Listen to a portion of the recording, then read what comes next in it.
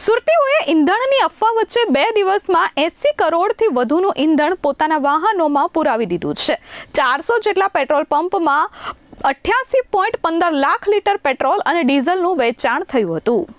Middle East દેશોમાં યુદ્ધના કારણે પેટ્રોલ ડીઝલની તંગી થવાની ફેલાયેલી અફવા વચ્ચે રાજ્યભરમાં પેટ્રોલ પંપ પર ડીઝલ પેટ્રોલ પુરાવા માટે વાહનોની લાંબી લાઈનો ખડકાઈ ગઈ હતી।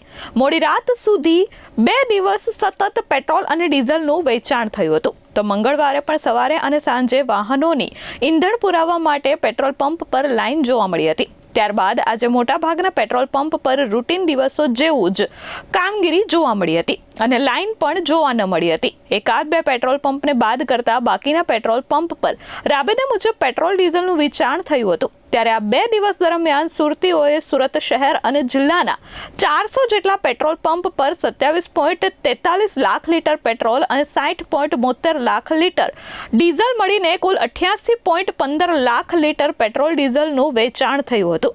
2 દિવસમાં સુરતીઓએ 80 કરોડથી વધુનું પેટ્રોલ અને ડીઝલ પોતાના વાહનોમાં ભરાવી લીધું હતું।